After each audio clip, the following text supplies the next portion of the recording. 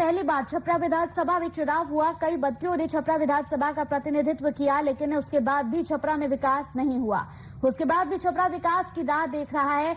बिहार विधानसभा चुनाव 2020 के दूसरे चरण में मतदान छपरा में होना है। जलजमाव से लेकर बिजली, सड़क, शिक्षा, स्वास्थ्य संबंधित तमाम समस्याओं का यहां पर अंबार छपरा में नजर आता है। इसी मुद्दे पर हमारे सहयोगी के राणा ने बातचीत की छपरा विधानसभा के निर्दलीय प्रत्याशी वीरेंद्र शाह से। 1957 में पहली बार जहां पर विधानसभा चुनाव हुआ, जिसका जिक्र राजनीति से लेकर फिल्मों तक किया जाता है। बिहार की उसी जमीन पर खड़े हैं हम, जिसका नाम है छपरा, और चुनाव यहां पर दूसरे चरण में होने वाला है। आज यहां के एक प्रत्याशी वीरेंद्र शाह से बातचीत करेंगे और जानेंगे कि आखिर चुनाव को लेकर उनकी रणनीतियां क्या हैं और छपरा के अंदर आखिर उनको क्या क्या समस्याएं प्रमुखता के साथ नजर आती हैं। स्वागत है आपका वीरेंद्र जी वीआईपी न्यूज में।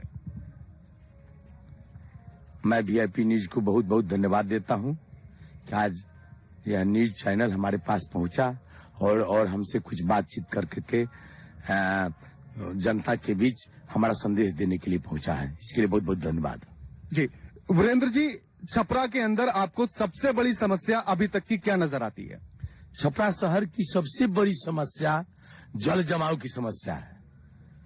मैं बता दूं आपको, छपरा शहर में 9 महीना तक जल जमाव, जल ऐसी व्यवस्था हो गई है कि नाली सड़क में है कि सड़क नाली में है, नाली का पानी सड़क पर है कि सड़क का पानी नाली में है, इसका पता ही नहीं चलता है। अगर आप विधायक बने तो आपके पास इसको लेकर क्या रणनीति होगी ताकि ये जो आपने समस्याएं बताई हैं जल जमाव की, इसको दूर किया जा सके?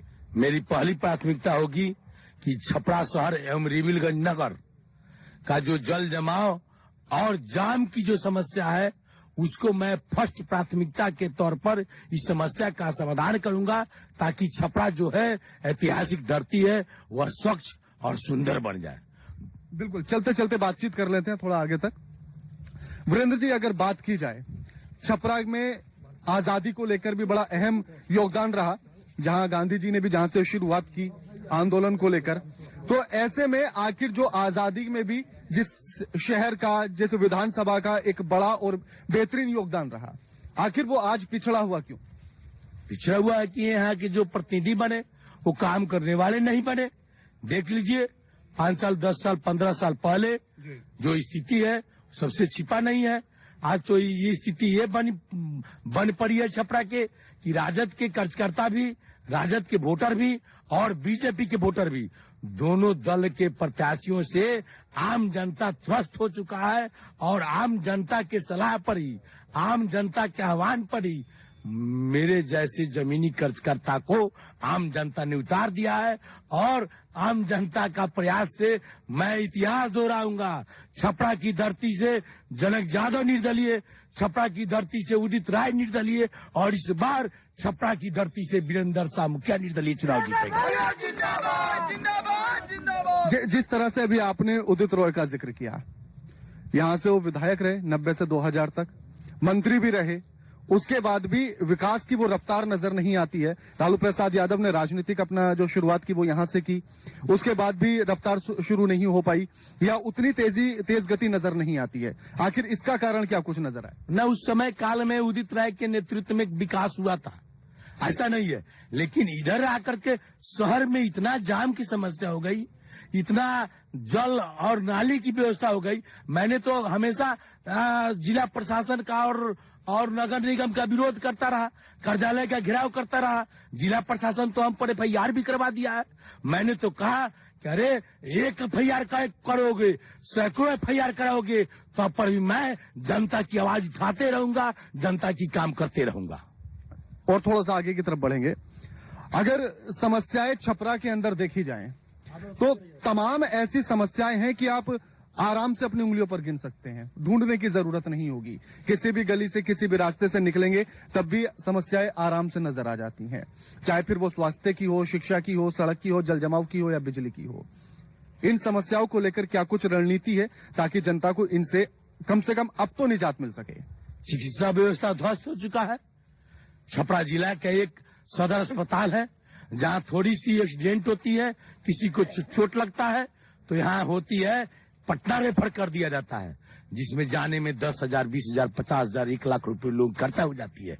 अगर मेरे जैसे व्यक्ति आता है तो सर्वप्रथम चिकित्सा व्यवस्था को, इस सदर हॉस्पिटल को इस तरह दुरुस्त करें, इस तरह हम लोग दुरुस्त और चुस्त कराएंगे ताकि यहाँ के पब्लिक को दुर्घटना में पटना जाने की नौबत नहीं आए।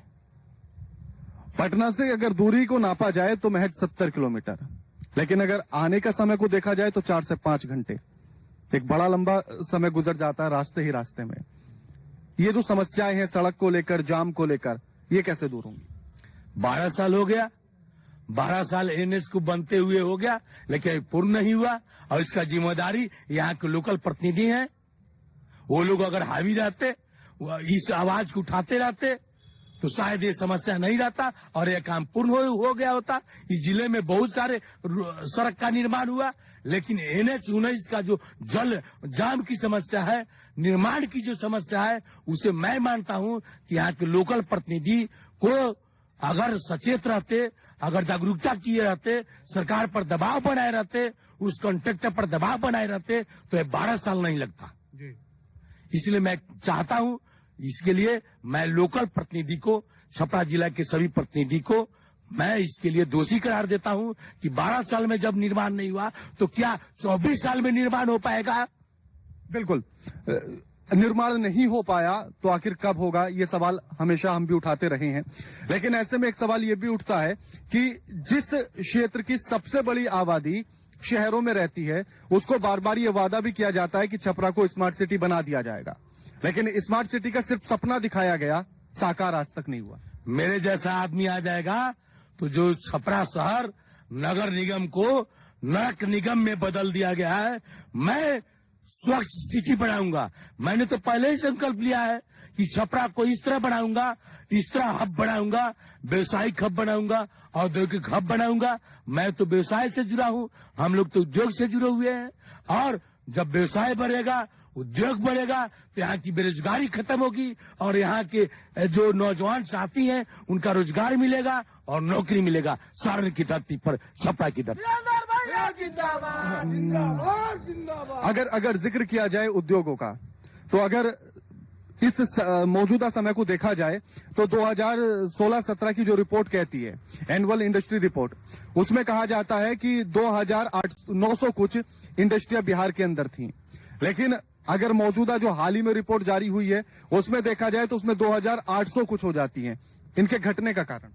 मैं पूरे बिहार की बात नहीं करना चाहता हूँ, मैं तो छपरा विधानसभा की बात करना चाहता हूँ। और छपरा विधानसभा, छपरा शहर और रिविलगंज नगर है, ये दोनों क्षेत्र में सबसे अधिक आबादी व्यवसायियों की आबादी है। मेरे जैसा कार्यकर्ता अगर चुन के आता है तो मैं व्यवसायियों को पूर्ण गारंटी दूंगा, पूर्ण गारंटी, और व्यवसाय का यहाँ हब बनाऊंगा। जो छपरा शहर और रिविलगंज नगर जो है वह व्यवसायियों का हब था, वो छोटे छोटे कुनबों में बंट रहा है। मैं उसको प्रयास करूंगा कि छपरा एक पटना की तरह व्यवसायिक हब बन जाए और पूरे देश का माल सामान क्रय विक्रय छपरा शहर और रिविलगंज नगर से शुरुआत हो जाए। किसी भी देश, राज्य या फिर शहर के अगर उसके विकसित और विकासशील होने को लेकर आधार माना जाए तो शिक्षा होती है, उसको लेकर क्या रणनीति होगी? शिक्षा तो देख ही रहे हैं, मेरी तो प्राथमिकता ही है शिक्षा। मैंने तो घोषणा ही किया है, जल जमाव, चिकित्सा और शिक्षा। शिक्षा में हम लोग पहल करेंगे और पहल कर करके जो बड़े घर के लोगों की बेटा बेटी बाहर पढ़ता है, मैं तो ऐसा व्यवस्था करूंगा कि एक गरीब का बेटा भी और एक अफसर का भी बेटा भी, एक बड़ा लोगों के भी बेटा भी एक इस